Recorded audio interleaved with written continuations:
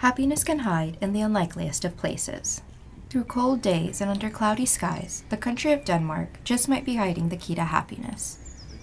The Nordic nation ranks among the top 5 happiest countries in the world, according to the World Happiness Report, an honor it has held since the early 1970s. Here, people are satisfied with relationships, safety, and a good work-life balance. This stands in sharp contrast to neighboring countries.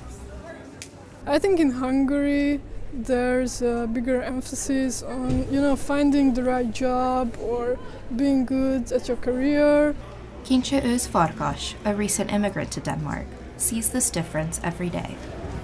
Here in Denmark, I think people are generally less stressed, I think, about these issues. In Hungary, people like to protest a lot and they are not really satisfied sometimes. Here, they have really big trust towards each other and the government. Danes appreciate what their government does to provide them with a peace of mind that translates into stress-free well-being. Welfare to us means that we have the security that if I am sick, I lose my job, I will have help from the government. If you don't know how you can feed your kids tomorrow, if you don't know if this candle will be my last candle, if I don't know if I survive tomorrow, you can't be happy. So we can afford to be happy because we have this social security system. The core infrastructure of the country sets its residents up for success. The educational system and the healthcare system is really good here. The government puts a lot of money into these institutions. So in here, the wealth distribution is more even than, for example, in the US or in Hungary. And that also matters because there are really big middle class, and there are less rich people and less really poor people here. So everyone is almost at the same. 37-hour work weeks also promote a healthy work-life balance. So they have enough time to, be with their families, be with their friends, do some sports, go outside, to just relax. They are, of course, biking everywhere. The majority of the people either use public transportation or bikes when commuting to work. But some people also go outside on the weekends and have bigger bike trips, or just, mothers go for a walk with their little babies. Denmark's generous parental leave policies make these precious walks possible. If parents can be with their child during those initial years, the initial year of life, that children are much more likely to have, for instance, a secure attachment style. Professor Rochelle Cohen has been teaching positive psychology for 10 years. She knows all about the sources of happiness, regardless of geography. We know that's associated with much better outcomes throughout life with relationships, so lower divorce rates, things like that, better relationships with friends and family. Outsiders view Danes as people who hold their loved ones near and dear to their hearts.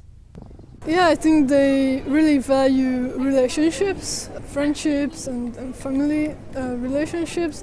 Of course, they like to talk with each other and have a coffee together somewhere in the city. But it goes deeper than that. It's a lifestyle unique to the Scandinavian country that has captured the attention of the capitalist world. Hygge. Hygge is best translated as coziness or emotional intimacy. It means spending their evenings wearing fuzzy slippers, cuddling with loved ones under warm blankets, and being bathed in gentle candlelight. But under all those blankets, it's really the interpersonal connection that cocoons them in happiness. It took me a while to find out that hygge was so interesting for other people, because it was just, part of my life. So when we had all those books published a few years ago about how to do hygge the right way, I was not the only one taken absolutely by surprise.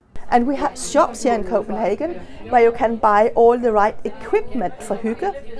Total unnecessary, you don't need that. It's about the way you are. To the Danes, hygge is a common language and identity burned into their DNA. It's something that they carry through life, a quality that supports them through hard times. I know everything about not having a happy life because my daughter is mentally sick. She has a diagnosis. She is in treatment in the psychiatry. It's really serious, but I'm happy now and I can do hygge with her even though we have those circumstances, because we know we are taken care of and because we have this skill, or we know how to change the hygge to be a lifestyle more than just something we do for show. Societal structure and hygge seem to go hand in hand when it comes to determining happiness. And you see, there are both two sides to this. The scientific explanation that we have this GDP and we live for a long time, we have our great health insurance system, no corruption. And the other part will be how we feel and how we react, how we like to see life. But I would say you can't have one thing without the other. Perhaps we can learn a thing or two about happiness from the Danes.